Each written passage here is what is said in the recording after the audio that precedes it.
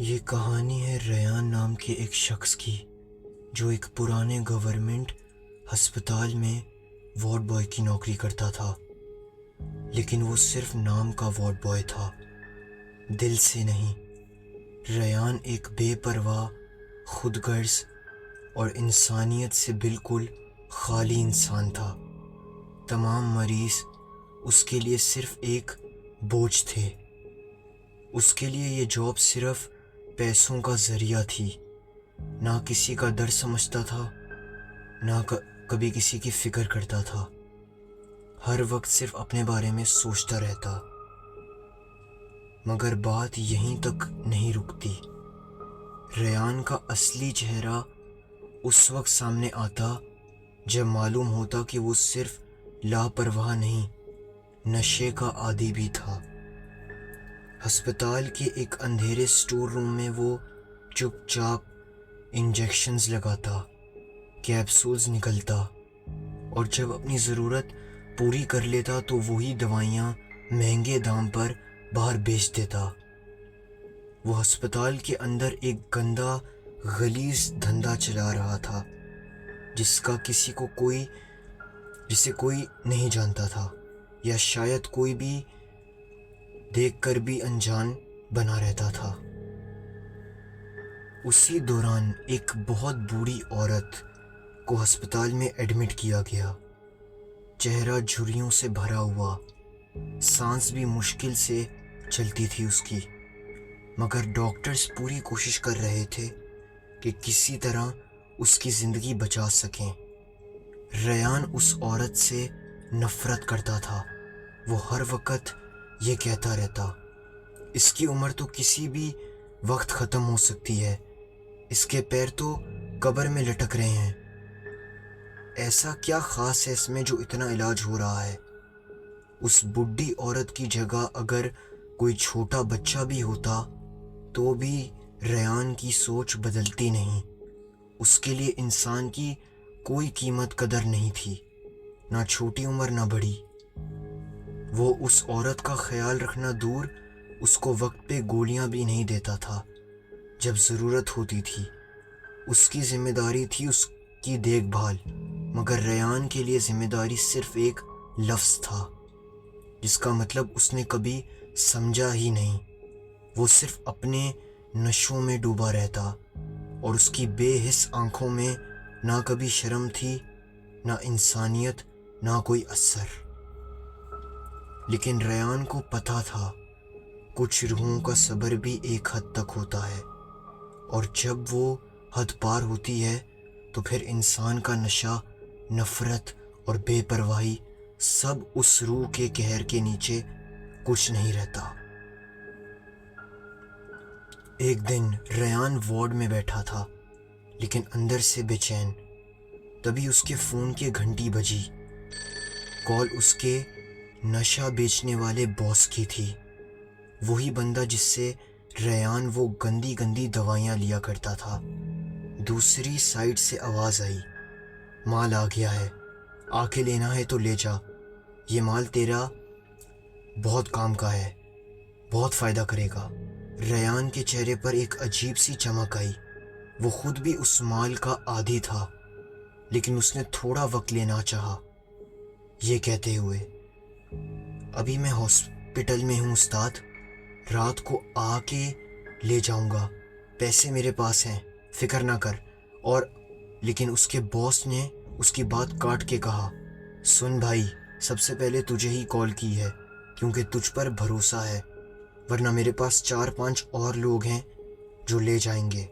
اگر ابھی لینا ہے تو لے جا، ورنہ رہنے دے۔ ریان نے ایک سیکنڈ بھی نہیں سوچا اور الٹے پاؤں ہاسپٹل سے نکل گیا، بنا اس بوڑھی عورت کو دوائی دیے۔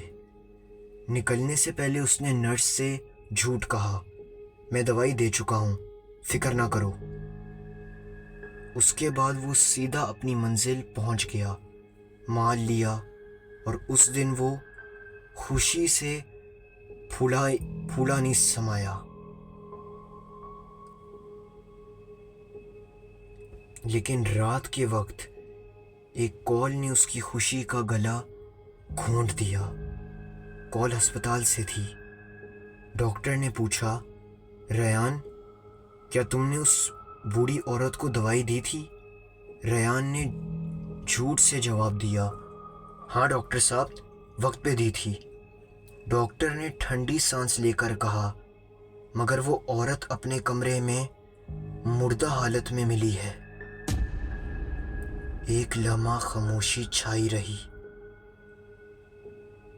پھر ریان نے بنا کسی پچھتاوے کے کہا، ڈاکٹر صاحب، اتنی بوڑھی عورت تھی، آپ جانتے ہیں نا ان عمروں میں علاج کا زیادہ فائدہ نہیں ہوتا۔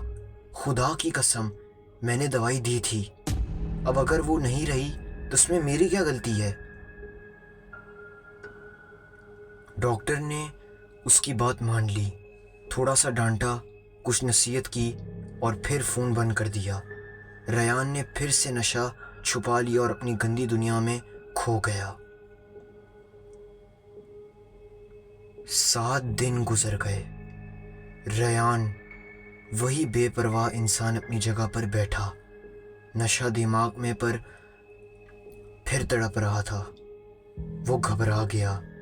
آس پاس دیکھا کوئی نہیں تھا تو جیب سے وہ غلیظ نشہ نکالا اور جیسے ہی اسے سونگھا ایک عجیب سی نیند کا جادو چھانے لگا۔ اس کی آنکھیں بوجھل ہو گئیں اور وہ وہیں کرسی پر سو گیا، بنا ہوش کے، بنا اندازہ لگائے کہ رات کتنی گہری ہو چکی ہے۔ جب آنکھیں کھلی تو ہسپتال میں سناٹا تھا۔ نائٹ شفٹ میں صرف کچھ نرسز اور وارڈ بوائز بچے تھے۔ ریان نے اپنے ہاتھ مار کے جیب چیک کی تو اس نے جھٹکا کھایا۔ اس کی نشے کی گولیاں جیب میں نہیں تھیں۔ اس کا دماغ چکرانے لگا، ہر جگہ ڈھونڈا، پورا ہسپتال چھان مار دیا، لیکن گولیاں نہیں ملیں۔ تبھی ایک خوبصورت سی نرس اس کے سامنے آ گئی، بالکل نیا چہرہ، بالکل انجان، لیکن اس کی آنکھوں میں کچھ عجیب تھا۔ وہ مسکرائی اور بولی، جو چیز تم ڈھونڈ رہے ہو مجھے پتا ہے وہ کہاں ہے۔ ریان نے غصہ چھپاتے ہوئے پوچھا، ارے بی بی جلدی بتاؤ نا، اور تمہیں کیسے پتا میرے اس راز کا؟ تم ہو کون؟ نرس نے صرف اتنا کہا، چپ چاپ میرے ساتھ چلو، تمہاری نشے کی گولیاں مل جائیں گی۔ ریان بنا کچھ سوچے اس کے پیچھے چل دیا، کیونکہ وہ چیز اس کی زندگی کا نشہ بن چکی تھی۔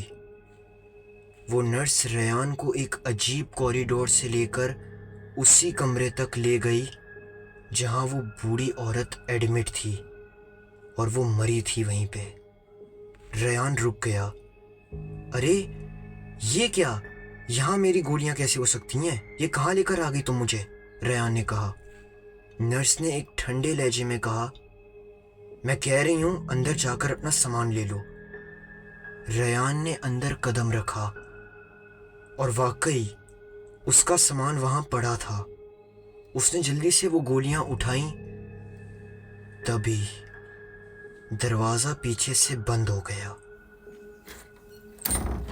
ریان نے ہنستے ہوئے کہا، لگتا ہے ہسپتال خالی ہے، تو آپ کا موڈ کچھ اور کرنے کا ہے۔ وہ پیچھے مڑا، لیکن وہاں نرس نہیں تھی، بالکل نہیں۔ ریان نے جیسے ہی پیچھے مڑ کر دیکھا، اس کی سانسیں جم گئیں۔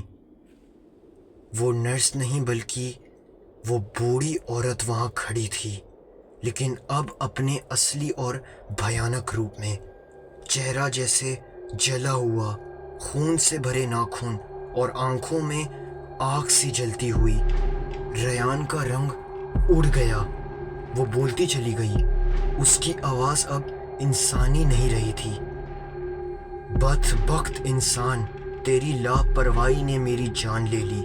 آج میرے بچے، میرے گھر والے تڑپ رہے ہیں اور تو مزے میں ڈوبا ہے۔ آج میں تجھے وہ درد دوں گی جو تو سوچ بھی نہیں سکتا. تیرا خون پیوں گی میں, تیری ہڈیاں کچا چبا جاؤں گی, تجھے ہر لمحہ ہر سیکنڈ تڑپا تڑپا کے کھا جاؤں گی. ہا ہا ہا ہا. ریان نے چیخ مار کر دروازے کی طرف بھاگنا چاہا, لیکن اس چڑیل نے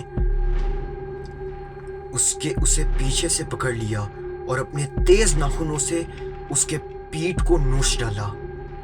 ریان نے بچنے کے لیے اس کا مقابلہ کیا, لیکن اس چڑیل کی طاقت جیسے کسی دیو کا روپ ہو. وہ انسان نہیں تھی, عذاب تھی. ریان نے زور کا دھکا دیا اور دروازہ کھول کر ہسپتال کے ہال وے میں بھاگ نکلا. پورا ہسپتال اب سناٹے میں ڈوبا تھا. ریان چیختا رہا, بچاؤ, یہ چڑیل مجھے مار دے گی, کوئی ہے, کوئی سن رہا ہے؟ لیکن کوئی جواب نہیں آیا, صرف اس کے پیچھے چڑیل کے قدم اور اس کی چیخیں. کہاں بھاگے گا؟ نہیں بچے گا تو, آج تجھے کچا چباؤں گی میرے قاتل.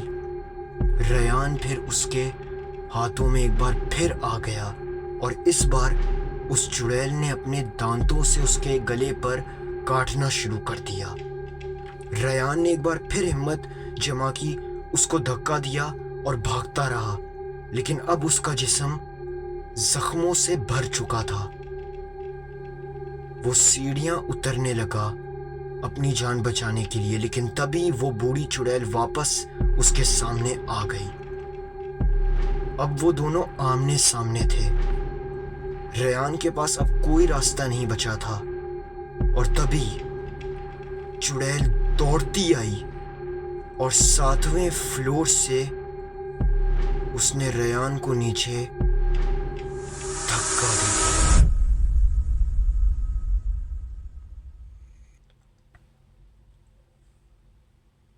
صبح کے وقت ہسپتال کے سٹاف نے ریان کی لاش بلڈنگ کے نیچے پائی. چہرہ چھیتا ہوا تھا, جسم پہ ایسے نشان جیسے کسی جنگلی جانور نے حملہ کیا ہو. ہر کوئی حیران تھا, یہاں کس جانور کا کام ہو سکتا ہے یہ؟ کسی کے پاس جواب نہیں تھا, لیکن جو سمجھنے والے تھے وہ سمجھ گئے. یہ ریان کے کرتوتوں کا انجام تھا.